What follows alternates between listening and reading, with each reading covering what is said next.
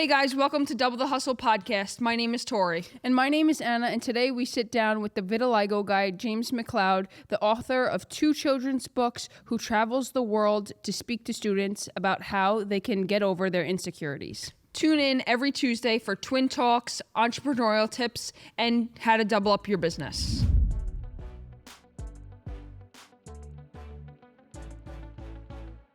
Thanks for coming on the pod. We appreciate it. We're so excited to have this conversation with you. But if you could just give everybody like who James is, where you started when you were young, and how you ultimately, got here into, helping little kids and face their insecurities and realize that, it's not just about that. You don't embrace it almost. Absolutely. Thank you for having me, first of all. It's an honor to be here. So, how I got into that space of really helping kiddos and adults as well.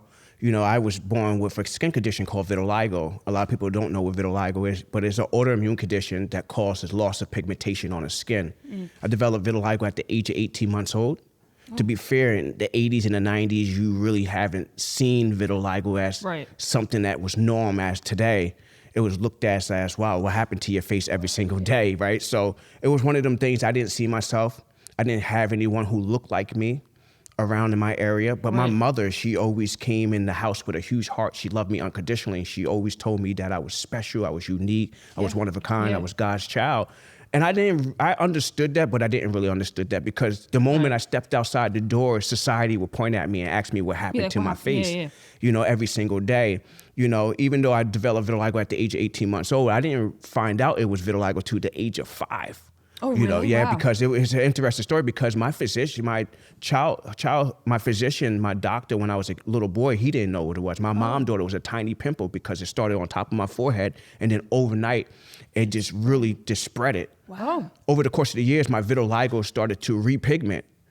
When I was a little boy, this was exactly what I looked like. It was more pronounced. So it was like, man, what's going on? And then I remember my mother getting a phone call at the age of 5, and my doctor said, hey, I got a specialist, which was a dermatologist. Oh. And we went, me and my sister actually had vitiligo, but it's not as noticeable. It's below her hip. Vitiligo is 30% hereditary. Oh, wow, that's interesting. And that's a low percentage for both of you to have it. Yeah. Wow. You could just see a lot more on me. And she just has a few spots here and there below her hip, and he did an observation, did an assessment on us, and diagnosed to say it was vitiligo. But going back into the neighborhood, trying to explain that what vitiligo was, it was uncommon. So we just said it was a birthmark. I grew up just saying it was a birthmark. Yeah, exactly. Yeah. There's 70 million people who actually living with this condition worldwide. How many? 70 million people. Wow. Here in the United States, it's 3 to 6 million people. Uncle Augie had it. Yeah. But I grew up in the 80s and the 90s with vitiligo. So where vitiligo was even seen, so nobody wanted to be different back then. No, that's true. And the only conversation around vitiligo was Michael Jackson. Right. So, when I developed it, it's a different, I guess it stands out more, because you're darker complexion, but But that was the misconception that was a misconception, only affect darker skin tone people, but it doesn't. It affects all race our and uncle all had different it. skin tone, You right? could see it on his hands and stuff like that. It wasn't on his face, but barely, it wasn't as visual, Right. So not everybody was like, oh, you look different, you know? Yeah. So it's like the pointing the stares, the questions every single day. Yeah. So that's how the boy behind the face came apart. That's cool, Everything, Yeah. I just had a good upbringing. My mother, she instilled into me you're beautiful. She never told me I was different. Society told me I was different. And it changes over time. Like you said, it started out and it grows. Yeah, so vitiligo is very unpredictable. It's one of them things that you could repigment or depigment. It's one of them things. There's some people who depigment. Wow, so it's always changing. In my case, there's 2 different types of vitiligo. There's non-segmental and then there's segmental. Okay. Which non-segmental is very universal, where it's all over your body, where it starts around the fingertips, around the eyelids, and then spreads sporadically. Yeah. Mine's is segmental, where it's just in one place. Oh. Where it just kind of affects a little bit on the neck, a little bit in one place, so it's very symmetric. Wow, that's very interesting. So there is 2 kinds. I didn't even know that there was 2 kinds to begin with, but I think it's. Did you go through a hard time while you were in school as a child? Can you explain to the audience some things that maybe that you struggled with? I know everybody, elementary school and middle school is like the worst time for kids to go through things regardless. Maybe they're just overweight and they can change that. But like you have something that maybe you can't change. Yeah, you that's know? one So- thing I realized at an early age. Even though my mother was giving me all these lovely compliments and telling me who I was, but you know what? I think that was the best thing is really, stepping into school, putting myself out there. I can remember the first day of school. Man, it was one of them things like all eyes on me. Yeah. Even though Nobody wants that as a it was just like I'm in one classroom. First day jitters already, and then And it was one of them things that school was like a bad dream every single day. It was like one of my worst nightmares. But I got up every single day and went to school. And the thing is, my mother never sheltered me, which I love her for that, because she could have said, you know what, my son have this visual difference. The world's not used to it. Right. And I don't want him to kind of, get upset every single day. But I remember going to school every single day with a smile on my face, because that's what I did every single day at home. Right. Yeah. And nothing really pushed you, changed. But yeah. the only thing that changed in school was the stares, the pointing, and the repetitiveness of what happened to your face, question, what yeah. happened to your face, what happened to your face. And it was one of them things that I was okay when I was just in my classroom, because I knew I got to know all my peers and my yeah. classmates, right? But one of the things that was really frightening to me when I stepped in the cafeteria, because when you go in the cafeteria, there's all different Everybody's classes, there. everybody's there, Yeah. right?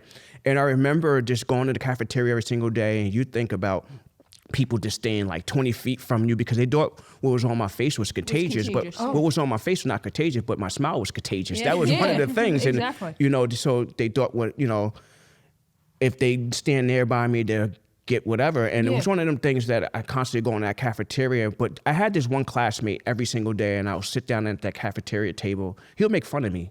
He would be like, what happened? Like do blurs, like moo, you look like a cow, who erased the other side of your face. And they would constantly do that. And you had kids who was influenced by that. Then you had kids who was just curious by that. Or you had kids who just kind of don't say nothing because they didn't want to get teased. Yeah. And I got tired of that. And I remember one day, I just went home crying, put my head under the pillow. And when I woke up, it was one of them things like, I'm going to school this time. I'm going to sit at that cafeteria. I'm going to just smile at the bully. Yeah. And I did just that the next day. And when I smiled at him, he said, hey, man, why are you so happy today? And I just kind of ignored him. He said, man, I don't have nothing mean to say about you because you're so happy, right? So I continued to do that. And I remember getting up from the lunch table, going back into our formal line, what kiddos do. Yeah. And I remember getting tapped on my shoulder. And I turned around immediately. And I said, why you tapped me for? He said, no one never smiled at me the way you smiled at me. Oh. And the crazy thing about shut that him bully down. who made fun of me every single day was getting bullied at home. Yeah. Kill him with kindness. And and it was one of them things that I didn't think about that at the Something time. underneath. Yeah. But that just not only my life changed for the rest of my life, but his life changed, right? Yeah. And what I got out of that lesson was just no matter what someone's going through or what someone looks like, a simple smile can kind of like Change. change Yeah, everything, change everything. right? So it's one of them things, I didn't believe it, right? Yeah. Because Yeah. the classmate told me that one thing, but he'd been teasing me almost for like every single day. But I went home excited this time instead of putting my head under the pillow. And I remember changing out of my school clothes, putting my play clothes on, jumped on my bike, and I told myself, I'm gonna smile at random strangers for the day. For the day. And hopefully they smile back at me. Yeah. And guess what? They did. They did. And I yeah. did that every single day as a little boy until to this day. Wow. So I always tell people never underestimate the power of a simple smile. Yeah. And that's how my school went, just for like a period of time, and then everything just changed Wow. just because of that simple smile. Wow, that's really crazy too, because I feel like a lot of people, like you said, a lot of kids are scared. They don't know what to do. So what would your advice to a little kid who's going through something now to be just smile, give a simple smile? Or Well, what it would that go be? more into deeper than smile. A lot of people don't know how to smile. That takes a lot of work, all right? Just actually seeing yourself, knowing who you are, right? Yeah. Having, And it was one of them things that my advice to anyone who's actually struggling, especially a little kid, is basically like, speak up for yourself if you're actually getting bullied verbally or whatever, and it's not your fault. It's not your fault. Yeah, It's just it a could be simple what's advice. going It's on at not your home. fault. Yeah. You never know who someone's going through, right? Right, exactly. A lot of the time, you speak up for yourself, have that conversation. Because it's different levels to it, right? Elementary school is just a smile. Maybe your parent might come in. Then middle school is a little bit more aggressive, might come to a push and shove. Right. Then high school, it could be a little bit more aggressive, intense, right? Yeah. Right. So one of the things that my advice is just really speak up and know it's really not your fault. I mean, a simple smile can't work for everybody, but certain things can work for someone who are really going through certain things. And this is why I wrote the 2 books that I have here, you guys can see, and this is why I speak about my experience to help others. Right? So I tell people when I actually, when I'm doing these school presentations, I tell them, hey, I might can't change your heart, I can't change your mind, but at this moment, I need you to stare at me. And I remember it was a time I didn't like when people stare at me. And I need you to look at me on one side, which is the side that you see, my skin tone, right? Yeah. But I want you to find your skin tone with their minds. And when you do, just know that we are all the same. Yeah. So I use myself as use myself as an example, far as just really trying to put that message out there. Because my thing is this, man, like at the end of the day, if I'm like this, this don't really matter. My greatest gift is not my physical appearance. It's how I see myself every single day. It all starts with inside. So that simple smile just became natural to me because that's all I did when I was a little boy because my mother created that safe space. Yeah, which is where it starts. Yeah. So for me, it was easy for me to go to school and do the same thing, but not knowing that was going to change someone else's life. But not only that lesson taught me that simple smile is so powerful. Yeah, that's really but cool. It takes time building yourself up, It definitely does. Yeah. I mean, everybody, it takes time no matter what, you're facing. But I think that coming from, if your mom wasn't so like always supportive happy and supportive, I think that, somebody who doesn't have that, it may like change their entire like perspective. This morning we were sitting in the car listening to Gary Vee. He posted on social media and he said the same exact thing. He goes, when I was 9 years old, I held the door open for my mom. He goes, some lady, and she made such a big like whoa about it, like, oh my God, thank you so much. And he goes, and I loved that I got that attention, so I did it every time because I wanted that attention and I wanted to see that. And I think that he goes, and I thank my mom every day for that, making it a big whoa, because it pushed me to want to do that for other people. And I feel like you're the same way, like your mom instilled it into you and made sure you knew who you were, and now you're doing it for little kids. Yeah, absolutely. And it was one of them things, I didn't grow up with both of my parents. My dad, he was absent from my life because of the drug addiction. And when I got around my dad, he was totally opposite. Oh, wow. So I thank God that every single day my mom was in my life. And my dad just said, he said, I don't know how you do it, son.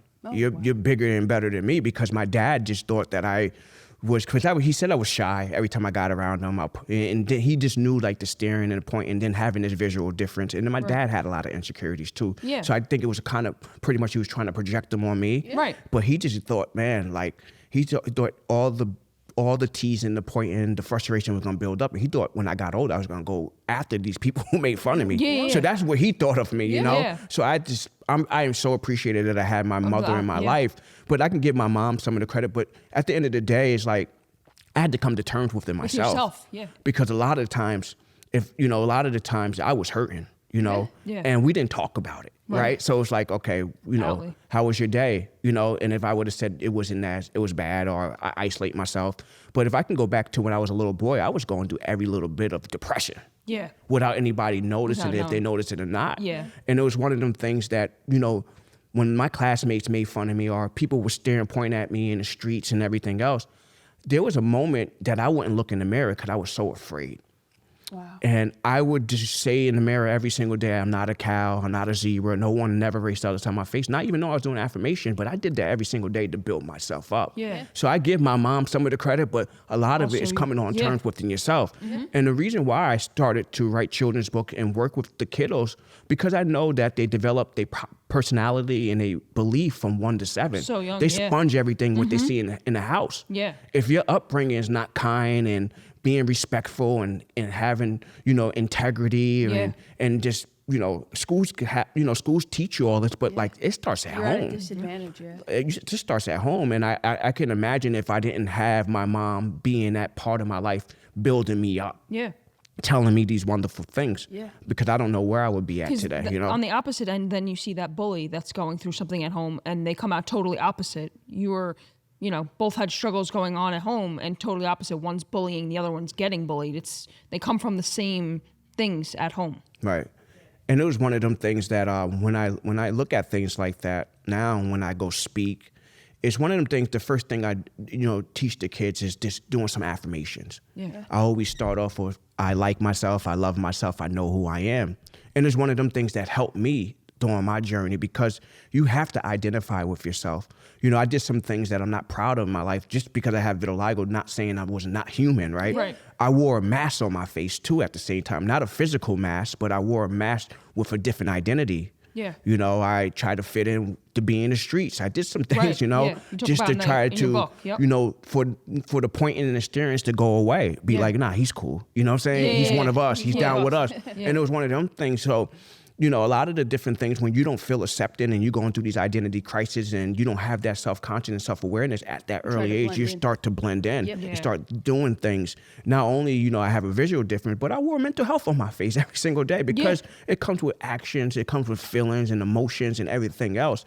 And I'm at a stage in my life, and even probably in my teenage years, that I was very vulnerable. I was very open about who I was. And, even going through the ups and downs with my vitiligo, repigmented, and the possibility it might fill in one day, and and then there's a possibility that it can reverse, right? So it's one of them things that you deal with these things constantly. Yeah. You deal with these things constantly. So my thing is just really helping others to see themselves, building others up. If I have that superpower to do that, it's just helping them be confident and empower them every single day. Yeah.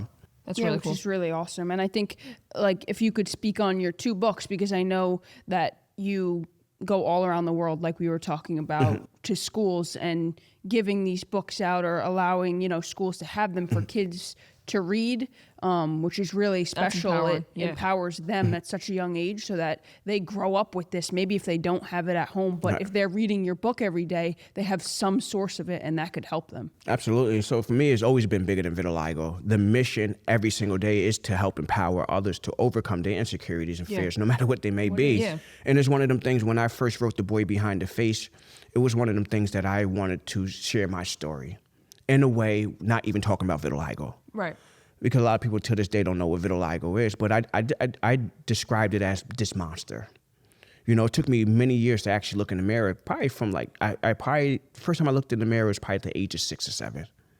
And when I say look in the mirror, really staring in the mirror. yeah, It's really actually wow, this is what's going on here, right? Yeah. And it's not going anywhere. So it's one of them things that I say, it's one of them things, I didn't like the fact that I was different, if I admitted it or not at that early age. Right. But there was nothing I can do about it. That was out of my control. And it got to a point in my life where I was afraid, I was sad, but then I got to a point where I decided not to feel that way anymore. Yeah. And one of them things, I finally chased that monster away because I was able to look in the mirror every single day, even though it took some time to build up. Yeah. And the reason why I say it's bigger than vitiligo, because there's some people who don't have a visual difference, who don't like themselves, Right. who don't see themselves in the mirror. It's inside, yeah. So everything starts within. Yeah. I'm a firm believer everything starts within. And this is why self-talk is very important, because I was able to self-talk, build myself up, block all the negative before it came in. Yeah. Right. I can control that, even if it was just for momentarily, but I was able to remove that negativity and turn it into a positive. Yeah. That's very true. And this is why I wrote The Boy Behind the Face, because I knew not only the mission was just to help one person. When I got into the schools, it was like, man, this mission is bigger than Help all of them. helping one person. One kid. Yeah. It was actually just helping everyone, from the kiddos to the staff to the administration. Because what I would do, I started off just as a read out loud. Oh. Then they invited me back to say, hey man, do you do a presentation or assembly? I was like, of course I do. Yeah. And I just created something, The Boy Behind the Face. And I teach these tools where, personal development, empowerment. And a lot of schools here in the New York States, they have something called social emotional learning, which is SEL. Okay. So both of my books tie into that in a way where, I'm giving these kiddos these tools, but I'm giving them like real life lessons. Yeah. Because I'm a real person when I go into the school. So the first time they see diversity, they see someone who's You've been through different. it, yeah. And it's very relatable Yeah, in it a is. way where, Right. I explain a little bit about vitiligo, but I don't harp on it. Right. I talk about, listen, who are you? Things like that, like how do you see yourself? How can they? And it opened up a lot of conversation at the end of the presentation, because now I'm doing Q&A and these kiddos are just saying, this is what I'm going through. Oh, wow. This is what I've been through. This is how I'm feeling. And it opened up the doors where the psychiatrist or the social worker at the school is like, wow. Yeah. I never knew Because that. they they're- feel okay Right. to, like, you're going through it, so they're like, well, I'm going through it, Right. and he's opening up, so why can't I? Yeah. And they just do the same So thing. it just which is changed the whole narrative of, you know, of the conversation in school. So the boy behind the face does really well. I visit about at least 5 to 10 schools a month, Wow. you know, and it's just amazing what it's doing. Yeah. You know, my daily superpowers is just a simple affirmation book where it's just a reminder. Which just adds on to that, what yeah. just what your superpowers are. You know, I think sometimes we need that reminder. Yeah. You know, we forget, you know, who we are. We feel like we're not enough, but you are enough, and you're enough now. Yeah. Long if you have that mindset and know that you're present, you know. Right. Because, you know, the society's perception of who you should be is crazy, you know. Yeah. This is why I've tried to be true to myself every single day. For me personally, vitiligo is really like a blessing in my life. Yeah. Because, you know, most people might look at me as a disadvantage, but I Right. took advantage of it in a Yeah, positive way. exactly. I'm Yeah, able to do. share my light. You built your Yeah. you built And everything that's on how that. Yeah. it changes, you know, Right, yeah. because that's how you capitalize on something like that. Because Yeah. not a lot of people would have capitalized on, you know, vitiligo like you have, Right.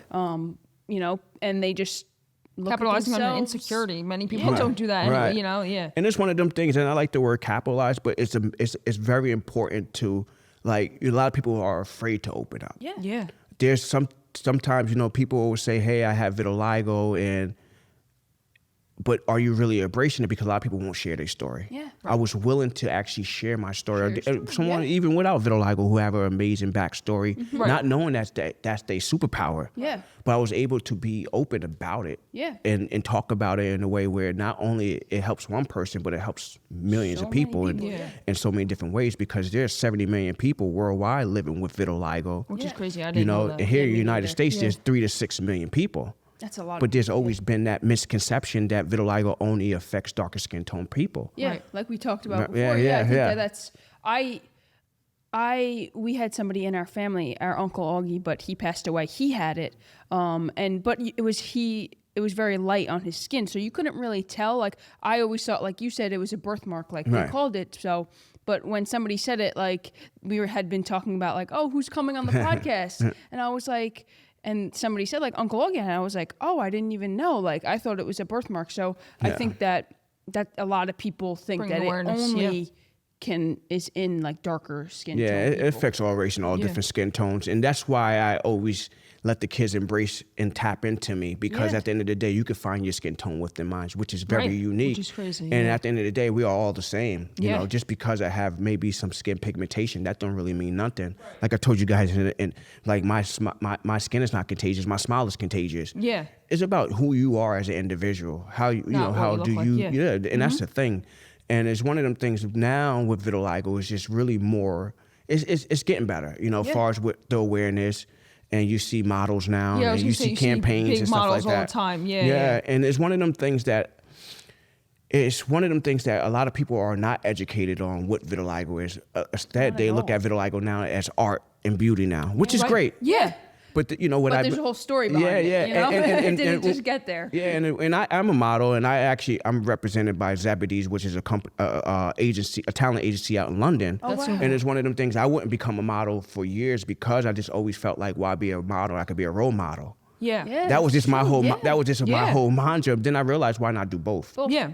Because there's like, I have a strong voice, I have a strong presence, and I wanted to give others voice and power to see themselves. So the more ads and campaigns and prints I can get, the more I could be heard and Visibility, seen, yeah. and really kind of like, That's you know, bridge that gap with the books and my message Right, and my yeah. story, right? So Yeah. that was the Just great thing builds about on, it. yeah. But what I see now, there are a lot of people who are models with vitiligo who don't really see themselves.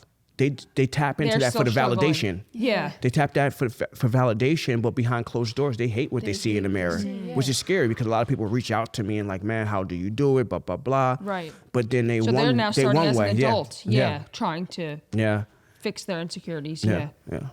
Which is harder, I feel like. Yeah, in do a you think that's sense. different? Like when they reach out to you, those models, like as adults trying to fix their insecurities instead of talking to the little kids?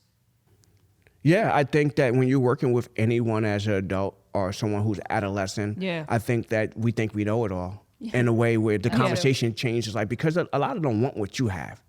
Because I come course. as confident, I come as Right. someone in power, right? So they're like, man, I want to tap into you. And I'm like, okay. But tapping into me, it's like, man, it's a lot of work. Yeah, like you've been through. Yeah, Right. you did a lot to get here. Yeah, a lot. And people always ask me, like, so what would you wish you had when you was a little boy? I'm saying I'm everything I wish I had when I was a little boy. I'm that person, Right. Made you Yeah. Because I don't think nobody can walk in my shoes to build me up to where I build myself up. Right. To this day, especially someone with a visual different. And, Right. But that's and any other type of circumstance and uncertainties, right? Yeah. You know, that's the thing. And I was like, and they're like, oh, wow. And then the conversation goes sometimes like, oh, man, but you're lucky because it started when you was younger. I said, you know, at the end of the day, Yeah. Everybody's it's got not their own luckily when it's not when it happened. It's how I dealt with it. Yeah. Right. How I healed from it. Yeah. How I overcame it. Because at the end of the day, a lot of people's not overcoming certain things. Yeah. So for me, to go back to what you're saying, I think it's a lot more challenging working with adolescents and adults because they feel like they know it all and they don't have patience. Yeah. It's a lot of Yeah. patience True. and trusting Everybody that wants it process. overnight. Yeah, and it's like nothing happened overnight. Yeah. You know, and that goes with someone with vitiligo, without vitiligo. Right. Yeah. Because a lot of people want the quick gratification to anything. Yeah. And you know, I have that, and I realized that I have that ability and that gift because I told you about the smile, the power of my smile, and Right. but power of my confidence, right? Right. So I can walk into places, just be confident, and people will tap into it without any visual difference. I'm like, I wish I had what you have. Yeah. And Right. meaning that, man, I wish I had your confidence and your courage because it shows skin positivity, it shows body positivity, and a lot of people are like, wow, man, I wish I had that. And people open up about their story right here where I'm at sometimes Where you because are, I yeah. create that safe space, not even, you know, Which is just being amazing. who I am. Yeah. Yeah. Mhm. So Yeah, that is really cool. And I think even too, like it's you can or everybody can relate to your story because there's also like a mental health aspect of it, you know, and everybody is going through like whether they like it or not, they're at war every day with something in their head. Oh, You know? absolutely, So I yeah. feel like that's why a lot of people can also relate to you with your books if they don't have vitiligo because it's also you battling in your head the monsters that are on Yeah. the outside telling you who you are. Right. Which I think is very strong too. it's one of them things too. A lot of people don't talk about mental health. Yeah. Yeah. You know, I struggled with it for years, just being a little boy, not even knowing it because we never really talked about Exactly, it. Right. yeah. So it's You hard to don't know express what it, but is. I'm happy that I was actually to have that self-awareness within myself because I didn't let it build up. Right. But you know, in mental health, when you think about depression, anxiety, and isolation, I mean, it's normal. We all have that anxious buildup. I just think the how we words deal sound with it. harsh because how they demonstrate what depression could lead to, what it could build up. Right. But I'm someone who I never had suicidal thoughts, but I always had isolation where I just kind of Stepped away. stepped away or been closed in for a while, didn't want to deal with anybody, bother Right. anybody. That's just normal. But it didn't go to a point where it went months and months and months. Right. But I identified it as that because it was like hard for me to really like face anyone or not, just that anxiety building up. Like, I'm gonna get that question today. Yeah. Right. Or before I step out them doors, right? Yeah, of course. And this is why I fell in love with the mirror. This is why I'm happy it took as long for me to actually start seeing myself in the mirror. Right. Because I would duck and dodge, and then I would always ask like, "Why me?" Yeah. And then something clicked. Why not me? Right. Right. And it was one of them things like the mirror became my best friend. Yeah. At an early age. Of course. At the Then you same loved time, what I was- just you and I saw just in the mirror, yeah. And it was one of them things that it was easy for me to talk to the mirror, which I was talking to my reflection, and it was easy for me to actually chase that monster away. Right. Once I realized it was just a fear. Yeah. Once I realized that whatever society was telling me, that's not who I am. Yeah.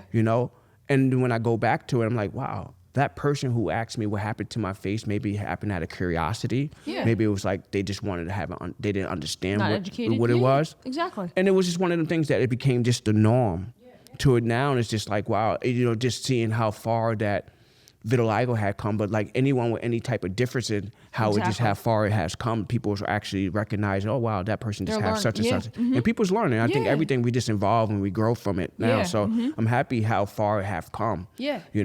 I think that it's very strong though. Yeah, it is awesome to see like how far it's come Right. as well. But I think that like when people see you, like they don't want to stare. Right. So like maybe like you walk into somewhere and like people are like staring at you, but like they turn their heads quickly because they don't want to look like they're staring at you. Yeah. And I think that allowing the kids to stare at you, like you're saying like it's okay, you Right. know, when like everybody thinks it's like wrong because, you know, they don't want to perceive themselves as staring and being nosy, and so they try to hide it by looking away quickly. Yeah. But allowing the kids to actually look at you and just like stare at you, like I think that changes something in their mind too. Like I'm not scared for you to look at me, so you can look at me, you know? Right, and that's a great point because, you know, kiddos use their imagination. Yeah. Yeah. And, you know, they might think it's chocolate and vanilla mixed together or whatever, right? So it's just one of them things that, you know, it's just their curiosity is amazing. And then, you know, I'm comfortable with who I am, right? So it's one of them things that I know I'm a unique individual, right? So, you know, when people do stare at me, it might not just be because they might say what's wrong with me. They're like, wow, that guy's very unique. Very cool. Like, you Yeah, know, yeah, my yeah. beard is two-tone, like Exactly. my eyelash is white. You Those know. kids might be like, wow. So it's just yeah. interesting. I actually have like under my eyelid, I had this amazing heart right here. Yeah. If you Oh, can see that's that so heart. cool. Wow. So it's like one of these things that I'm happy that I was able to get to the point to look in the mirror every single And day, find because it. to find Yeah. these little different things that makes me special, makes me different, makes me unique. But not only, but it's my superpower. Yeah. And that's why, you know, I tell kids all the time, being different is cool, you know? Yeah, Which exactly. is really cool. You know? Also, I think staring in the mirror is important. I feel like the one person like that you're with all the time is yourself. And how often do people stop and stare in the mirror or talk to Right. themselves? Never. Never. Maybe for 2 seconds while they're brushing their teeth. In the morning. Exactly. Yeah, Yeah. they never do. They never speak to themselves, and I think that that's so strong. And maybe like you could talk about it if you were to like tell somebody who's overcoming or trying to chase that monster away. Like, do you think looking in the mirror and talking to yourself is what got you over chasing that monster away? I think when I was at the age of 6 or 7, to be fair, I think when I was being bullied, Yeah. and verbally bullied, like teased and made fun every single day, I think that I had to take the chance on me.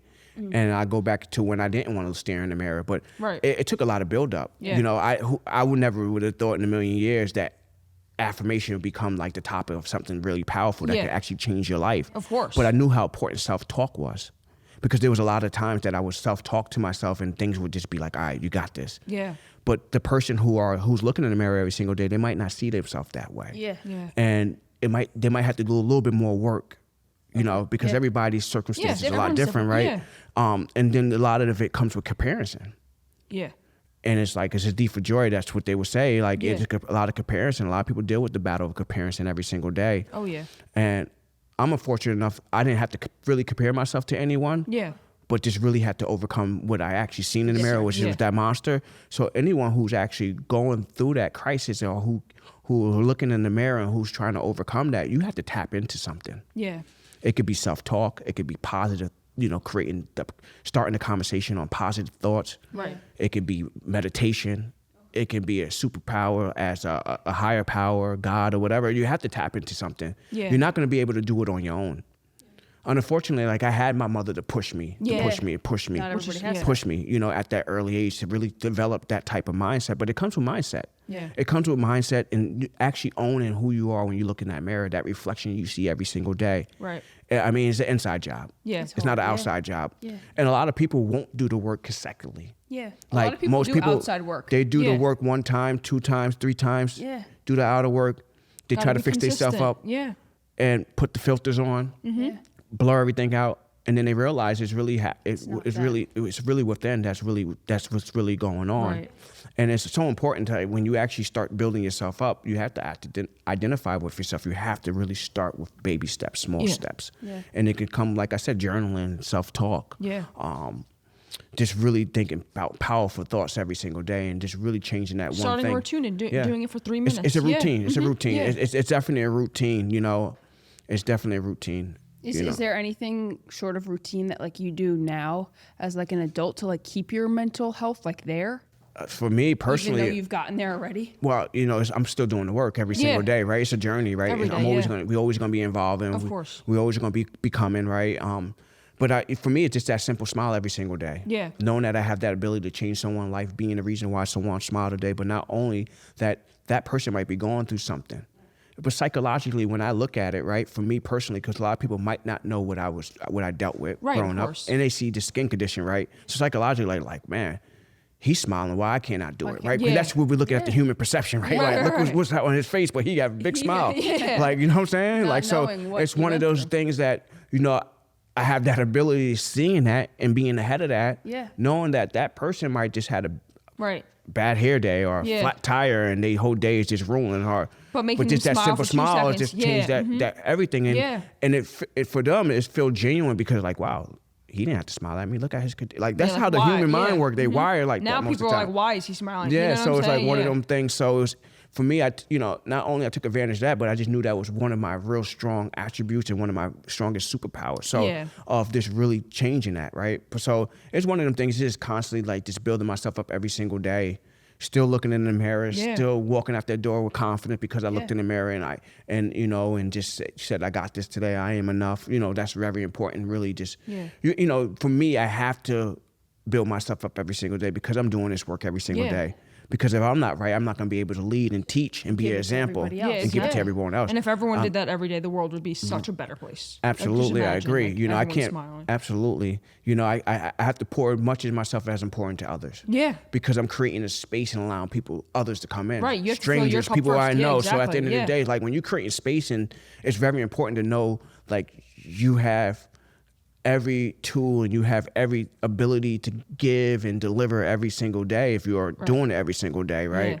And you have to be yourself, like knowing that you're okay with Yeah. it, doing that. Which is, I think a lot of that is, I know you said now you're a coach. Yeah. So do you think fitness plays into that in a huge part? Growing up, did you do like sports or anything like that Yeah. that turned you as a kid being able to like create that mental toughness? Between like me and Tor, like we grew up playing sports, and I think that was a huge part of like Definitely. the discipline we have now to get up and Routines, work out, yeah. routines. It creates all those things for you. Mental that I think clarity, yeah. people don't have. Maybe if you don't have it at home, I think sports can give it to It's a little great kids. outlet. Yeah. Yeah, for me, I play sports here and there, but I ran the streets more than I played sports. So at the age of 11, I actually started to DJ. My dad was a DJ. Okay. And one of the things that how I brought the awareness towards my condition was I nicknamed myself DJ Half. Yeah. And I was really good at DJing. I still DJ to this day. Okay, cool. And it was one of them things like, that's DJ Half. So Yeah, to everybody yeah. looking at me like, that's DJ Half. So it kind of took away of like what happened to your face. And, but, I played sports but I wasn't like consistent and committed to sports. I had a coach who, I did really well.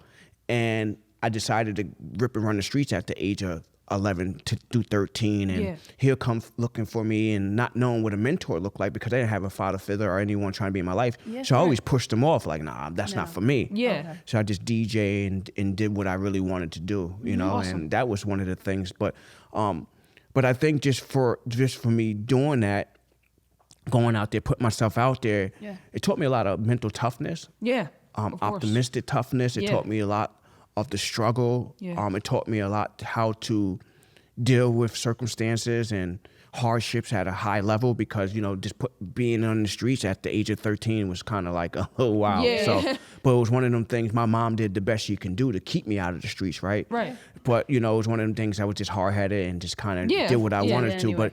But it made me who I was. Yeah. It made me the person who I am today because it gave me that street smart. It gave me that sense of toughness. Yeah.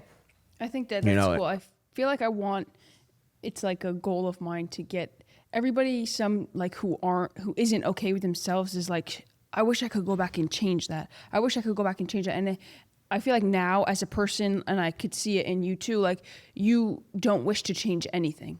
And neither do I because you went through that, yeah. I feel like it's made me, if one thing would have changed, I would not be here with you making a podcast today. So I feel like, there's nothing that I would want to change, and I want other people to get there too, because that's like such a good feeling to know that like you're on the right track, like you're aligned with your purpose. You got out of it, yeah. And you beat it, and Yeah. you're still, on a journey today where you want to go. And I think that a lot of people struggle with that, and it's like, I wish that I had this growing up or that growing up, and I want more people to be okay with, what their The struggles past they went looks through. like. Yeah. Yeah, it's a beautiful feeling to actually reflect on your past path Yeah. when you actually are on that beautiful journey healing, right? A lot of people can't identify with healing because they don't want to do the work. Right. They don't want to sacrifice things because sometimes when you sacrifice things and you're tapping back into wish I should have, could have. Yeah. It's kind of like some people have been through some Regretting pain. something. Yeah. Some people have been through some stuff like, man, I can't go back there. It's going Right. to take me back to a place. Yeah. You know, and a lot of people don't want the help that's out there. That's, you know, you might go get a therapist or a psychiatrist or whatever. A lot of people don't want to be open to speak about anything because they don't want that a part of their life anymore. Yeah. So I get that part, but like but then again, a lot of people project that stuff on other people when they actually don't heal, right? Right. And it's or they become resentful, or they become right. envious of, like, man, I wish I had your energy and your attitude. But they don't know the amount of work that you put in. yeah. And I always tell people all the time, course. people see your glory, but they don't know your story. Yeah. You know, and Unless you tell it. Yeah, and that's the thing, you know, and like for me personally, I went from selling dope to giving hope, and I Yeah. tell people all the time, like, you know, but if I go back into my past, it's not going to change one bit of the person who I became today. exactly. Right. Because at the end of the day, I can go back into my past and do the work and heal and overcome that. And it's just a beautiful experience for me to actually share my light with others, Right. just to help Yeah. others move forward and let them know that you're not alone. Yeah. Right. You And know? you can do it too. And you can do it too. know, You know what I'm saying? there is something that you a can great do feeling. about it. Yeah. It's not just you're stuck in that situation. Yeah. I Right. think that's really cool. One cool question that I wanted to just ask you. We had this written mirror in the car, question? the mirror question. Yeah. If you could write one thing on a mirror and it would like project onto everybody's mirror all over the world when they wake up in the morning, what would that be? You're enough. I think a lot of people don't think they are enough. Yeah. And what I mean by that, you are enough now. Yeah. That person you see in the mirror, you cannot change that person. Because I grew up knowing that I couldn't change the way I look. Right. Right. And one of the things when I realized it's not about my physical appearance, because my greatest gift is how I see myself, and how you see yourself is how you be yourself. Right. Yeah. That's why I would say, and just knowing that you are enough. Yeah. So that's why I say you're enough, and you're enough now. Yeah. You That's know. great. That's awesome. I think that that's very true, because even as a child, like I feel like I struggled, like I was overweight as a child growing up, and I didn't think at all, you know, that I was enough at that time. Right. But like I said, I would not go back and change anything because it's made me who I am today. So I feel like a lot of people need to know that they're enough as well. Absolutely. I you know, and that's the thing. A lot of time when you're actually living in the world where it could be very destructive, Yeah. it think could so really many kind people of destroy struggling who now. you are Yeah. and who you want to be, because there's so much information out there. There's so much trying to be this person, the person, and I you feel like it's actually getting worse too. yeah, you question yourself. Is I'm living the right way? Right. If everything's going right for me because this person is wanting, that person is wanting. But then again, like, you're doing everything you need to do. You are enough just exactly what you are, right? Yeah. But if I never felt like I was enough, I would never be able to put these 2 books out. I Right. would never have showed up to the podcast. But I know my value, and I know that I'm enough. Yeah. Just because what I'm doing, and everybody might not align with that mission. No. Yeah. But there's something for everybody. There's going to be people who want to tap into this, who want to hear this story. Yeah. There's going to be people who wants to tap into the podcast because they love the story of you guys wish you had what when you guys was younger, or you guys, empowering others and giving them personal development and tools and bringing guests on. So this is the thing, like, everything's not for everybody. Yeah. Everyone's The world is different. big enough for everybody to get a piece of a little bit of everybody, Yeah. right? If we, like, at the end of the And that's day, what people are scared of. Yeah. They don't think there's enough, but there's enough. there's enough. Yeah. And I think a lot of people don't know how to do it. Yeah. People are afraid. People are afraid to step Fear out is there. definitely. Yeah. And you just got to put yourself out there. And that's one of the things, that's why I told you guys in the beginning, like, most people might look at me as a disadvantage. I took advantage of it because I put myself out there. Right.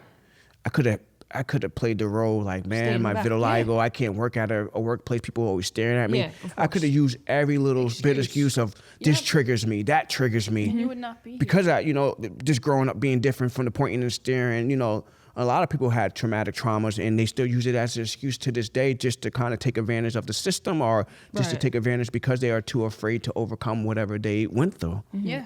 So I speak for those who need that voice and the power, and let them know Right. it is okay. Right. That's why you're enough. Yeah. That person you see in the mirror every single day, you are enough, and you are enough now. Yeah, I think that's very Amazing. strong. And what can we see from the future of the Vitiligo Guy?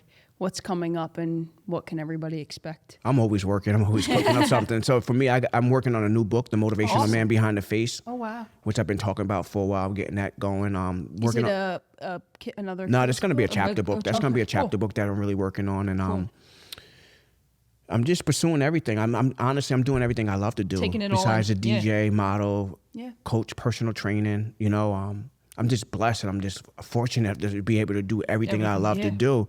And that's the mission behind what I do, is because there's no limit to what you can do. Right. You know, Try vitiligo don't define who I am. And Yeah. that's the whole point of my mission, helping people to overcome their insecurities and fears, no matter what they may be. Yeah. Just get after it.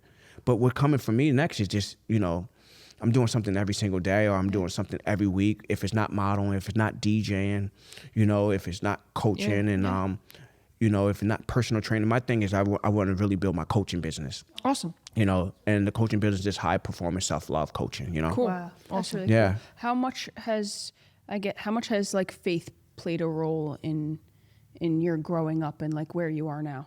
A lot. You know, without me being connected to God, I don't think I would be here where I'm at now. Yeah. You know, my grandmother's actually a pastor, so I nice. grew up. That's really cool. You know, so it's one of them things that, you know, I grew up with church music in the house. I grew up going to church here and there, not consistently, but like everything used to be powered through prayer. Yeah. This is why I wasn't able to talk about like still the is. stuff that I've been Yeah, through, of because course. you know, we always say pray, you know, we're powered to prayer, do everything, you know. Yeah. But I think, you know, God played a role in my life, you know, Yeah. big time. You know, without him, I wouldn't be where I'm at today. So I give him all the glory. I give myself some glory. Yeah. But I'm able to, I'm glad that I actually went through all these experiences, and that, you know, without God, I probably wouldn't be here even speaking, because what I've been through and what I overcame is, you know, and not saying that, you know, my story is like, but like most people wouldn't Can't say want to, that.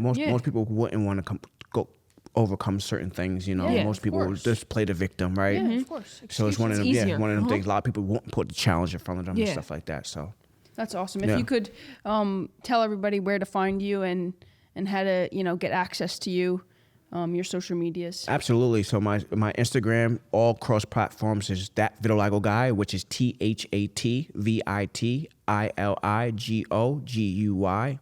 So that Vitiligo Guy, all cross platforms on all social media. Awesome. Yeah. Thank you so much. We appreciate you on the pod, and Twins out. See you guys next week. Thank you.